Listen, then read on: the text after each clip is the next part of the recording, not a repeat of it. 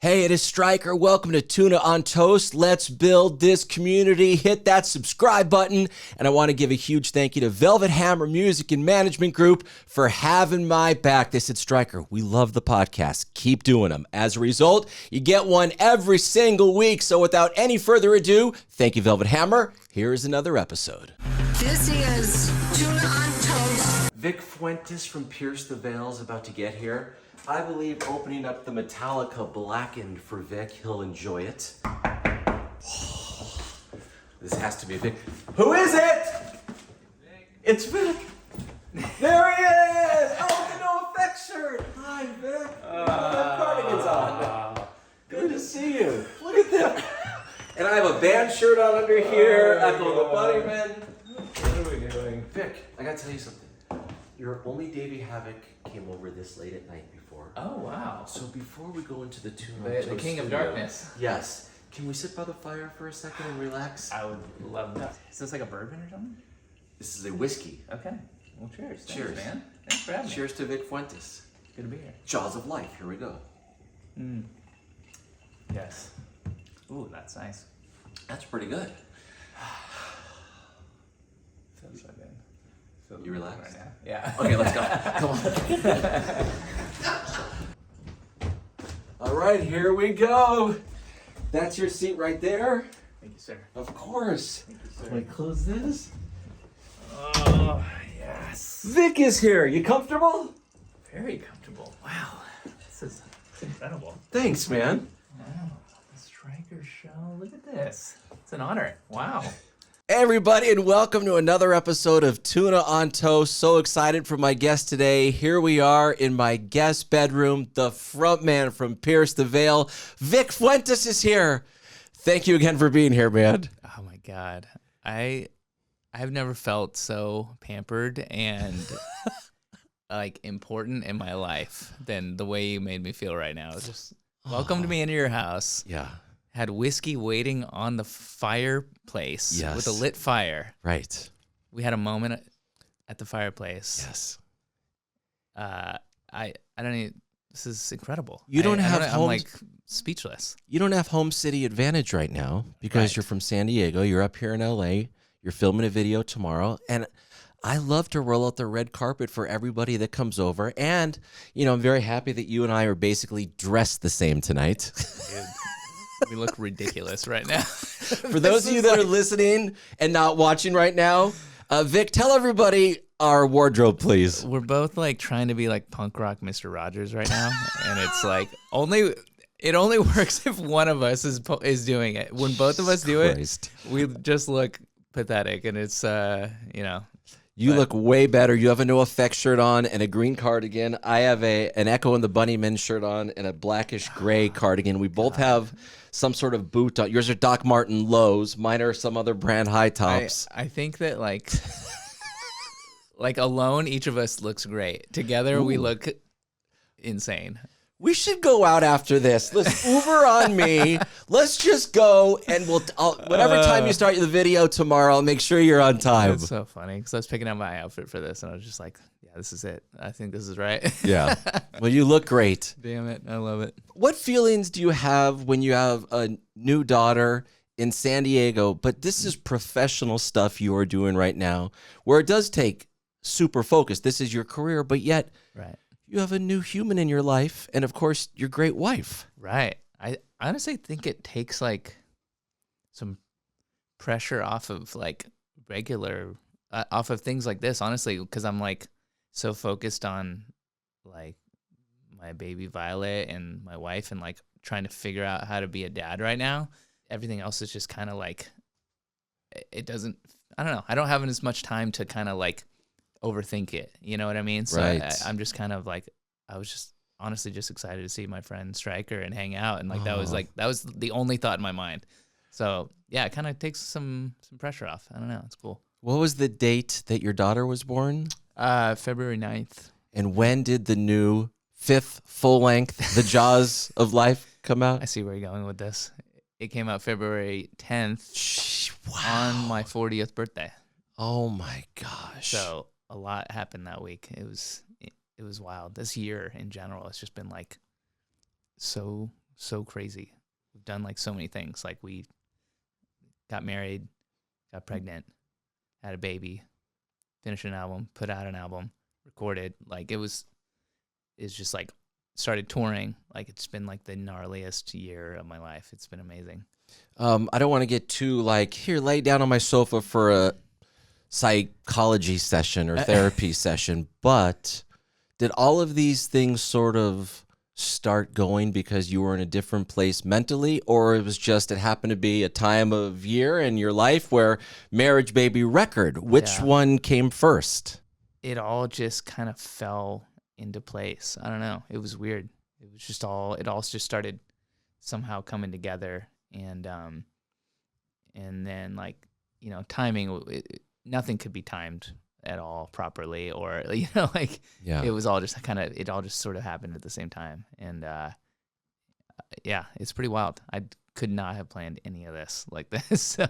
I have a million questions about the past, present, and the future, and I want to start with the songs Flawless Execution, Yes. Death of an Executioner, Yes. which starts off the whole record. I love first songs on albums. And Death of an Executioner, that's number one for you, right? And I love the song, by the way. Thanks, it man. puts me in such a vibe and creates more pictures maybe than any song on the album for me. It's amazing. Thank you. Where, yeah, of course. Where did that song come from, and where along in the making of the album was it? It was honestly like maybe the first song we wrote. No way. Yeah, that was written a long time ago. Like, honestly, you know, we started writing before the pandemic, so that was like pre-pandemic song that I always knew made me feel something. So I was like, we got to keep this one around. Just kept it around, kept like working on it, and I knew it needed to be finished and see the light of day. So yeah, I mean, it was, first of all, I just realized after the album came out that I had titled 2 songs with the word execution. Yes. Right. I did not. I felt so like, dumb is not the right word, but I was like, what are you doing? I was like, where was my head that I was so close to this project that I didn't realize that I had put the word execution in 2 songs. But here we are. But they're not, are they related in some sort of way? No, 0 ways. They're completely different stories and songs, and I was just, I don't know. Sometimes I do stuff like that, and I just like, I look back and I'm like, I don't know what my brain was thinking. But anyways, yeah, Death was like, I guess it's funny that you say visuals, because that's the song that I had a lot of visuals for, you know. Nice. And I was like, yes. you know, when I was clawing and fighting with our producer Paul Meany about, like, you know, where we wanted the song to go, and I would always come in and be like, all right, I even drew him something. I had this drawing. It was like, I always pictured like a fast car when I thought about this song, like a high performance vehicle. The lyrics are very about this car, and like the car, it represents just people always following you and waiting for you to mess up, and like to you know, so that they can run you down and take, you know, so I always pictured this fast car, and like there's like vision of like I say the flames dance off your eyes. So I have this like very epic vision of this eye with like flames in it and the reflection and this car, and I don't know. It gave me all kinds of visuals, and I was using that to try and convince Paul of lyrics and of the way I wanted the song to go. It's funny. And it went the way you wanted. It's on the album. It's the first song on the album. Was there a meeting between you and your 2 bandmates? And I don't know if this happens with all bands or no bands, or with you guys, where you discuss what you're feeling before you go in creating music and you go write the lyrics somewhere. Because there are some sounds on here that I'm like, oh, this is Pierce the Veil, but I'm like, ooh, this is Pierce the Veil, but I'm feeling kind of this other kind of thing, maybe a 1996, 94 thing, and it's like futuristic in some parts. So how did it work for you guys? It sort of just came together pretty naturally. You know, we didn't want to write another record that just felt kind of like, I don't know. I feel like the last 2 records we did felt like they were in a similar theme of a feel of guitar tones and vibes and energy. And naturally, I was just not writing riffs like that. I was just like, I was visiting a different time of when I learned how to play guitar. And like you said, some of the 90s-ish stuff, I was kind of pulling from that kind of stuff that I learned when I was younger, more Stone Temple Pilots and Soundgarden, Cardigans, and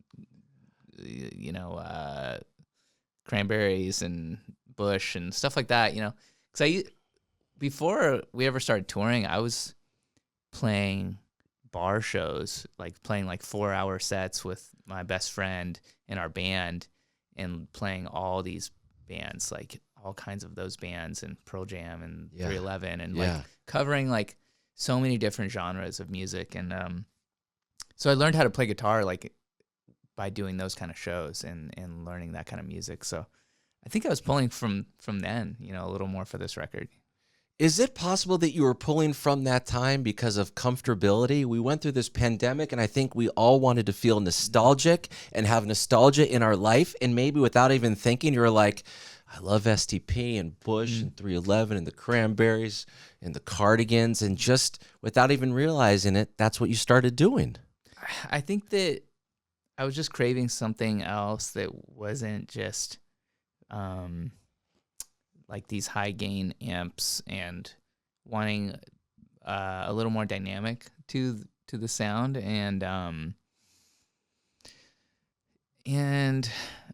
yeah, I don't know, just craving like a little bit more simplicity in the guitar playing, but in a way that is like focused on simple but very powerful, like getting to the point and being very exposed and not having a ton of layers that I don't know, it was almost like, when you take a photo and when you post something on social media and it's always the worst photo of yourself or whatever that does gets this big reaction. Correct. Yes. You don't have any filters on it. There's like, it's like this raw thing that, and I sort of like thought of that with music. It's like, taking this like kind of,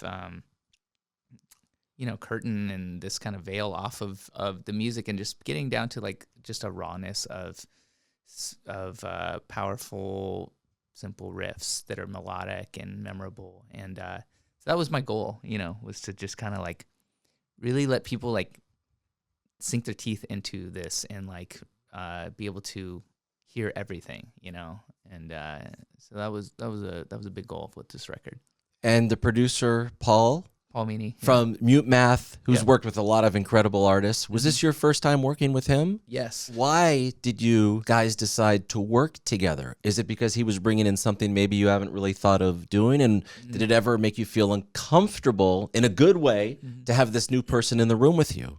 It's funny. I stumbled upon like an old video of me and my wife like at a bar cheersing, and I'm like talking to the camera, and I'm like, we just locked in our dream producer, Paul Meany, today, and we're celebrating. We're all excited. And like, Paul was like at the perfect time that we just wanted to change things up, like across the board with our band, like everything. We wanted to change our producer, not because we didn't like our last producer, Dan Corniff. I freaking love Dan like, with all my heart. But we just felt like we needed to do something different and wipe the slate clean, feel different, do it in a different studio, do it in a different city, have a new experience, and just like, I don't know, just feel inspired. And that, I think we were searching for inspiration, and Paul was a big part of that. Of changing a producer after working with the same producer for 2 albums it's kind of a big deal. You're like really deciding something, to change things up and work with a whole different vibe. And so Paul, we liked the idea of Paul because he was in a band and he's an artist and he kind of comes from where we are. And I like the thought of working with an artist. And also he had such like he's done such cool work with like 21 Pilots and stuff, and so I just felt like this guy was right. You know, he's creative and he knows where we're coming from, and I don't know, maybe we could do something cool together. Vic, rewinding again, and we're ping-ponging all over the place. What happened with you professionally? Maybe it's a slew of events that led to you becoming a professional and getting a record deal. Like, what was going on in San Diego or shows in LA? I'm not sure I know that. I was just talking to my wife about this. It was such a like a cliche moment because the industry back then was very like, it was very cliche. It was like every thought that you think about the industry, it was real of like, you know, don't go to a major label, don't, because they might mess up your band, or like, you know, it was like these fears of like, of what you do with your career if you ever get an opportunity. And for us, it was like, we had a following in San Diego that we grew it just locally because Right. we couldn't grow out of San Diego.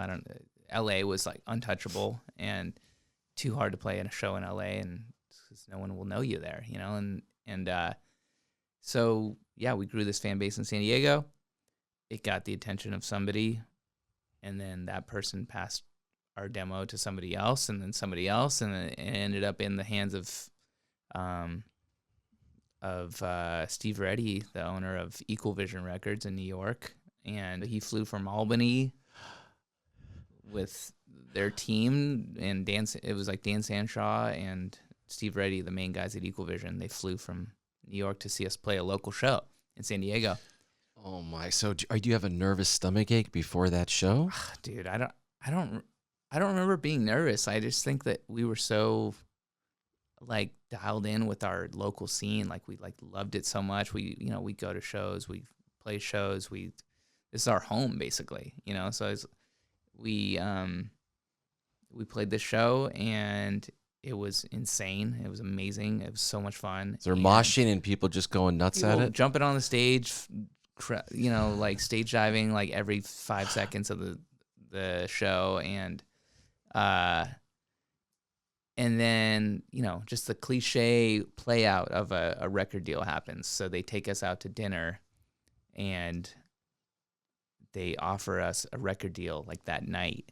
And they're like, hey, we want you on the label. Like, and Did you have a manager at that time? no, we had nothing. Lawyer? No, we had nothing. We were just like kids, like, and So awesome, it was man. amazing. And Yes. they're like, yeah, do you want to be in Equal Vision Records? And we loved that label, you know, because they had like Saves the Day and Coheed and Cambria and bands that we really loved and were inspired by. So we were like, hell yeah, we want to be a part of this. Like, of course we do. And yeah, and then next thing you know, we're like smoking cigars, signing a record contract, Like that thing you do in the back of a camper? literally in my parents' living room, like signing this record deal. And Wow, Vic. it was such a moment, dude. It was amazing. So yeah, and that was the time when I felt like this is professional, you know, like that when I can stop going to school, and because I was going to school to be a graphic designer, like I wanted to get Where, into San Diego art. State? Yeah, I went to San Diego State for 3 years, almost graduated, and then we got signed, and then I quit school and took a permanent leave of absence, and because I was always either going to do music or art, and that one came first, and so we took the opportunity. And Good for you. I'm glad you took the chance and didn't say, oh, let me just do a year of school and finish. I think that is such a smart way to go. And sometimes, I'm not saying for you at all, but like I've had friends where their parents would say something, they were so inspired by them. Oh, just stay in school 2 more years, then do it. But the time is not to wait. The time is to do it now and keep going. And if it doesn't work in 20 years, then go back to school. 100%, dude. Yeah, I mean that's exactly how we felt. It was just Good. like this opportunity is it doesn't happen to people, you know. Right. So we had to take it, and yeah, man, we never turned back. You know, we never looked back. That was the beginning of it. Yeah. This is a broad question. How did you find your voice, the tone, the style, the inflections. Was it training? Was it just happened day one when you started recording your own music? Two people come to mind when I think about like how I shaped my voice from the beginning. You know, it was like in the very beginning, we wanted to be like Pennywise. You know, we wanted to like be like fight for your right, stand up. Yeah. And that was like where we came from. And, you know, that's what moved us, was that kind of, I don't know, just feeling of community and us, you know, us against them feeling. And, so, and then I think, I don't know, I started like, you know, as I progressed, I think about Anthony Green, because he was so influential in our genre. Yes. We heard this guy singing really high. You know, he had this high voice, and it was so amazing. And, you know, when Seosin came out, and it was just like changed the game, everyone was like, holy shit, like this is something we've never heard. And so I remember realizing that I could sing high, and you know, every band wanted to try and sing within this high range at that time. It was very like I don't know, it was part of like the beginning stages of what you would call emo and or screamo or whatever the hell you call it, you know. So yeah, I think, you know, we all wanted to challenge ourselves in our physical abilities of just to see just what we could do with our voices. And that was like the goal, was to explore literally the entire range of your voice. And yeah, he comes to mind when I think about that, you know. Who are some of the bands that were kind of in your world, in your orb, whatever, as you were coming up?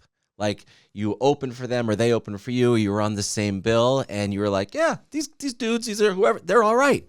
I think the people we played the most shows with are Day to Remember. Oh, yes. You know, we used to play VFW halls with Day to Remember. Like, literally, like, I just remember watching them, because they had been a band longer than us, and they were crushing it. Like, at every venue we would go to, and everyone would be singing every word, and like they were a big inspiration for me early on as we were learning touring and opening up for them. And we probably opened like 10 tours for them, like over the years. And Bring Me the Horizon is another one we've done a ton of touring with. And since early on, since, you know, they were like 16, and, you know, and like, so yeah, a lot of touring with those bands. And did you ever feel intimidated by anybody because you were like, what the hell are they doing on stage? Are we that good? Not intimidated, but learned from a lot, you know, like, I remember watching A Day to Remember at Brixton Academy in London, and just like, there was this part where in one of their songs, like, where everyone goes, "Get the fuck over it," and like, I remember 5,000 people all saying it at the same time, and I was like, why aren't they doing that to our songs? Like, what do I need to do to kind of get to what they're doing? And it taught me something. I was like, you need to create moments for the crowd to have this like unified thing together. And if you don't create it for them, and you don't tell them what to do and when to do it, then it's not going to happen, you know? And so then we wrote our next record, Collide with the Sky, with a very intentional feeling of like, I want to have a lot of these moments next time we get on stage. Like, I want to set it up. Yes. You know, I want to just set it up for such a fun show that this is going to be like life changing, you know? So that's what we did, you know? And it was from watching, you know, and learning. Oh, that's so cool. And you're going on tour. They're going on with you together. The Used, right? That's happening. Starts pretty soon here. Yes. What's your history with those guys? Have you known them a long time? We have known them kind of a long time, but we don't really know them too well personally. We haven't done any touring with them besides like festivals and stuff like that. And I have a jacket, a denim black jacket that Bert gave me when we were on Warped Tour together, and we didn't know each other really. You know, I was just walking by one day, and Bert like called me over and was like, "Hey man, come here, I got something for you." He gave me this like the used like custom cool denim jacket. No way. And like, it was like one of the coolest things any band has ever done. Like for me, I was just like really taken back by, I don't know, just that kind of kindness. And like, why did he do that day? I don't know. I don't really know. And since then, I was just like, the use is freaking so cool, because I already loved their music. You know, I was like inspired by it, and since their first record, and Sucker was good. Yeah, it was a game changer. Criminy, yeah. Yeah. I got to hear their new record, by the way. You haven't heard it? I have. Oh, you have? It's not out yet. Oh. It's good. Oh, hell yeah. It's great. It's great. I mean, I like the songs. I don't know if I'm even allowed to say. I got a secret super thing, and I was like, I got locked in on it. And so it's really, really good. Dude, I don't doubt it. I mean, but yeah, I just know that I don't know. That was one of the coolest things. I still have that jacket. I'll probably bring it on our tour together. You have to. You know? Yeah. I think we are very inspired by the bands that we tour with, you know, because when you tour with a good band, man, and you pick up little things from them, it's amazing. Do you plan on bringing your family on tour, or is that too much to manage? I'm trying to figure that out. You know, having a child and being in a touring band is like, I asked for a lot of advice from friends, you know, from people who have done it, and you know, like Brad Hargreaves from Third Eye Blind, who played on. He's drumming with you now, right? On our record, he played on the album. Okay. And you know, he has a couple kids, and I like confided in him, like, you know, how do you do these things? You know, how do you do it, and what works for you? And same with Mike from MXPX. I was like, you know, how do you do it? Like, what's your guys' method? You know? Yeah. And so I'm just trying to take advice from my friends and see like what they do and what will work for me and my wife and my family. And so, you know, like on our upcoming tour, my family's gonna come out in New York, which is like sort of in the middle of the tour. Yeah. We're doing two days in New York, so yeah, it'll be like an experiment. I don't know, like, and I want to get them on the bus somehow and sort of figure that out. You know, it's like, how do you put a screaming baby on a bus? I don't. Yeah. Right. I don't know how that works. And I don't know how it's going to work in your brain. All our brains work different, but you're laser focused on your performance. But I'm Right. sure you also want to keep your family happy because they're right there. Like, oh my God, am I too distracted here? Am I going to be able to give the performance I want to give? Or does that? I know it's a pretty challenging thing to like try and figure out. But like, I want it so bad. Like, you know, if you want something, you'll make it happen. And like, Right. I was hanging out with do you know K-Flay? She's been on the show. She's been in that chair. I love Christine. And Christine like had a cool suggestion. She was like, you should like make the back lounge like one of those like bed back lounges or like rooms, you know, so that like, or sometimes there's a couch that like kind of turns into a bed, you know, and that can be your family space for whenever they're out. And I was like, dude, I didn't think about that. That's perfect. Well, she did go to Stanford, by the way. So Very smart you're woman. a San Diego State guy. I'm a University of Arizona guy. She's got the brains of everybody. How good is Kay Flay? And how do you know her? How'd she end up on your radar? I've liked her music, you know, since like Blood in the Cut came out, and that song was like, I was like, holy shit, who is this girl? And and then somebody put on my radar that she had mentioned Pierce the Veil in an interview, and like she was like, oh, somebody just showed me Pierce the Veil, and like I like this band, and I was like mind blown that she even knew who we were. Aww. So like we sort of the way that I finally connected with her was when I was in Seattle working at Mike from MXPX's place. She was playing in Seattle, so I went to the show and I used what I now call a superpower of being in a band, of being able to actually like connect with other bands that you love. Yeah. And maybe it can actually happen, like, so I started like doing that all the time. I was Cool. like, I hit up, I connected our management and I was like, hey, I want to come out to the K-Flay show and I would love to meet her. And she was totally cool with it. And we met and we became friends. So like, Has there always been that camaraderie within bands? It feels like it's happening more than ever now, where artists are really welcoming collaborations. Not that you're collaborating with her, but just like we're really in this together. It is a tough world out there. I'm supporting you and you're supporting me. Is that happening more now, or has it always been like that? I think it happens a lot now. Personally, it happens with like social media. It's like we can easily connect. And if I happen to see that this person follows me and I follow them and I'm like, oh, we obviously respect each other as artists, why not reach out and, we could hang out or maybe work together or something like that. And that it's a pretty amazing thing, because that could have never happened, 15 years ago. So it's cool. Yeah. You think you're going to want to collaborate maybe on a song with K-Flay? I would love to. Yeah. I mean, she's such an inspiring person. And so, not just her music, but her as a person, she's very inspiring. She's amazing. Super cool. Yeah.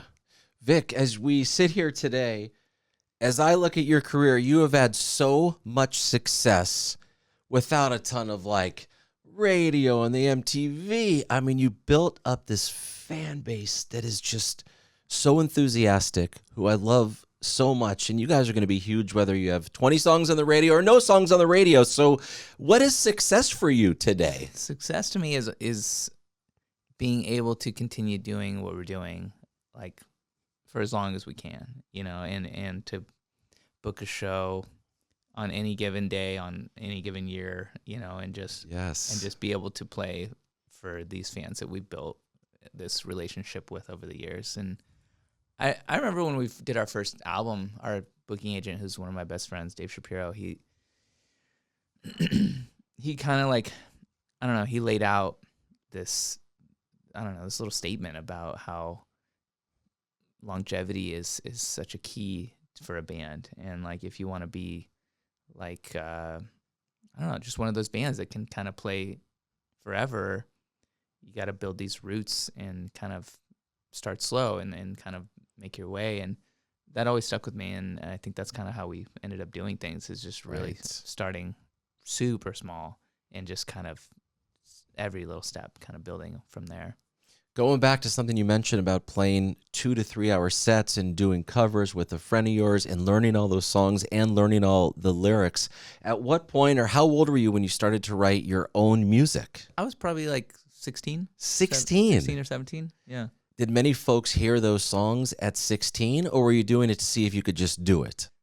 At first, no one was really hearing them except for people at like these bars like that we would throw in between covers and like try and like play our own music. And then I started a band with my brother where we were playing more like fast punk stuff, like Pennywise, NoFX, Lagwagon. That was like, we loved doing that. And then I always had this other band that was more rock and roll based, like Stone Temple Pilots and Pearl Jam and stuff. So I had this balance of these two different genres at all times. And I don't know. It was for our friends, basically, in the beginning, just feeling the energy of being at our party, at someone's party, playing to just our friends and watching them mosh in a backyard. And that was like that feeling of like, I remember the first time we ever played a party and it was my friend Sam.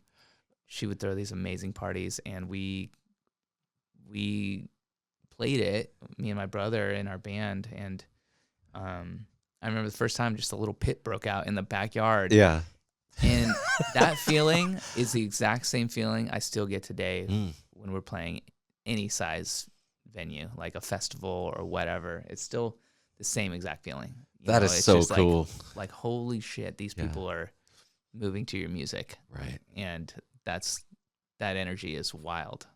You've connected musically, obviously, but also lyrically. Like whether people are going through anxiety or depression. Is that ever a goal of a musician early on, that these things that you're putting out there over your career connect that way? Or are you more thinking about, oh, we just kind of want to form a community and I hope everyone is on board? Like, how does that work? Because that connection is incredible, which is why people are still with you from day one. Yeah, it's really, for me, like, number one, it just has to come from inside of us. It has to be, we have to enjoy what we're creating, and that is just the number one bar. It's just like, make something that makes us feel something, makes me feel something, and lyrically, musically, if I'm in my studio, tucked away, just being a hermit and listening to this song that I'm working on, and I'm like loving it, and I'm like feeling it, and I'm dancing around the room, and I'm, throwing my fists around and like feeling it. Like that's the bar. That's where if I'm feeling something from this song, then I feel like when we share it, it will be, hopefully people will connect with it. And that's right. And that's really all I think that's all we can really do, is just like try and make ourselves happy with what we're doing, and then put it out into the world. And that's really just been the method for us. And connecting, it feels like, some of my favorite bands and favorite musicians, I feel like they're talking to me. And I'm like, oh, you're talking to me. I'm locked in with you now. Mm-hmm. And so your messaging and the way you guys play and write, it's just, it's really impressive, everything that you guys have created over these years, man. Thanks, man. Of course. Vic, in what cities did you write the songs for the Jaws of Life album? A few different places. I started out taking some just solo writing trips out to an area called Julian, outside of San Diego. It's like our closest like mountain town. So it's like an hour outside of where I live. So I would just pack up my truck and rent a house, for a month or two or whatever, and just set up in the living room. And I do that a lot. I just like find a cool area that is away from home and kind of like just gets your brain thinking differently, right, and gets you in a new environment. And because when I'm home in my like home studio, like our studio's at my parents' house, and that's like, we built this studio there because that's where every band practices, at their parents' house. Right. And then like we eventually tore down the garage that we practiced in and built an actual studio. And so I love it there, but sometimes you're just sitting there alone trying to work on a song, and you're just been in the same place that you've been in for years, and right, you just got to get out and try and think differently. And yeah. So yeah, like I'll try and rent places and cool places that I enjoy. And Julian, wrote some songs there. Definitely had some good times there. And I invite like friends to come over and write, and the band will come out and we'll work on stuff too. But like, and then I went to Seattle for a bit, and I worked in an area called Bremerton, which is across the water from Seattle. And I worked at the studio that is owned by Mike Herrera from MXPX. Yes. Legendary pop punk band that I like grew up listening to. Shout out to Mike. I'm in their video for Responsibility. Are you really? Yes. Dude, that sounds amazing. Like, it's great. Dude. I have bleached blonde hair. I guess I have that now still. Yeah, I have brought it back. Yeah, I was great. I'm in the video. If you go see that, I got a decent part in it too. I'm definitely gonna go home and watch that. That's amazing. Wait, so you're hanging out with Mike, and Yeah. he's inspiring you, writing with you, or you're just hanging with him? We just kind of, I don't even remember how we met. Maybe just through the internet. I don't know. Like he invited me to come out to a show in San Diego and sing a song with them. And I love MXPX, and I was like, hell yeah. So we met that way, and then we just kind of kept in touch. And then I needed a place to work, and I love Seattle, and I've done trips up there, but I will always get a hotel and kind of work out of that. And this was a whole different experience. He has a house that is solely dedicated to making music, and it's like this 100-year-old like house on a corner, and it's so perfect for making music because it's a busy street. and then there's a dive bar behind the house. So every single night there's people just yelling until like 2 a.m. So A public dive bar, not his place. no, it's an actual bar. Yeah, like so it's perfect because nobody cares if you're making music at like 2, 3, 4 in the morning. Yeah, And that's like my dream, is just to be able to crank an amp at 2 a.m. and no one care. So and that honestly has been the hardest thing in my life to find. It's so hard to find that.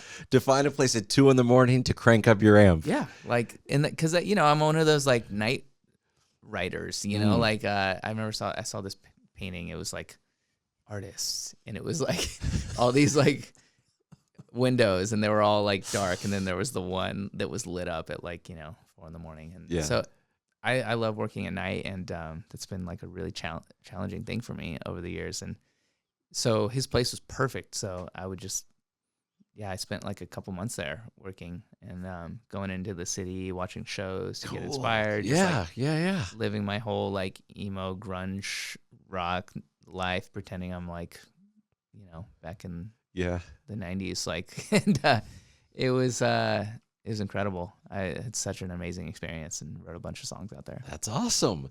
In San Diego, who was your go-to band when you were young? The last time I saw you and we had a chat, maybe like 5 or 6 years ago, you had a Sublime shirt on. And I didn't say it in an interview. I'm like, man, I love that Sublime shirt Vic is wearing. Are they in one of your top bands? Yeah, 100%. I mean, I would say that at one point in my life, for a long time, they were my favorite band of all time. And Bradley Knowles, my favorite singer still, I think, to this day, because of his honesty and his voice. Like, he can sing about like smoking a joint, and like you'll feel it so deep inside of you because the way he sings it and the way he says every word. And so that's always been a big inspiration for me. So yeah, Sublime is huge for me. How have movies inspired your career, or specifically a couple songs on the new album? Empire Records, Dazed and Confused. Yes. Both is that like a common thing that everybody knows? You're the first person to actually really talk about it. I don't know. Let's get into this for a second. So I've always wanted to name a song "Damn the Man, Save the Empire" from one of my favorite movies, Empire Records. Yes. And I've had the title just sitting. I have like a list of song titles that I like, just whenever I think of something that I find interesting, I write it down and save it, and just for the right moment. And I've never been able to use that title for the right song. And this song on the record felt like I could finally do it. And so that movie's just, I don't know. It's one of those inspiring movies to me. Like, and a great soundtrack. Yeah, movies the soundtrack for Empire Records is so good. I think movies are inspiring to a lot of bands, if not all bands. I like, there's just so many lyrics that come from movies, or just I don't know. I am definitely inspired by the movies that I really attached to. And wait, so you wrote that title down at some point previous years, Yeah. and you were never able to work it Nope. into an album, and now the time came and you're able to do it. it felt right. I told the guys, I was like, hey guys, because I feel like I had to convince them. I was like, hey guys, I really want to call this song this. Like, are you cool with this? And they were like, hell yeah. So Did Tony say hell yeah? yeah, they were totally cool with it. Okay, I don't good. think they knew what it was from, but Right. like the way that I did. But yeah, and then we started off a song called Resilience with Love Resilience. Oh, thanks, man. Yeah. We started off with a scene from the movie Dazed and Confused, which is like, Right. one of my all-time favorite movies as well. And honestly, my favorite scene of the movie too. Like it's like one of my favorite things about being in this band is like that you can like do things like this. Like, you can take a piece of this movie that has been a part of your life forever, and somehow find a way to put it in one of your songs. And like, it was a crazy process to do that too. Like, we had to get permission from the actors. The actual actors in the movie had to approve this. Come on. Yeah, it was crazy. But it was like one of the coolest things we've ever done, like, was getting that. And to me, it's like the song doesn't it doesn't work without it. I totally agree. It's like, to me, it was that artistically, it was that important that quote is in there. Otherwise, the song doesn't work to me.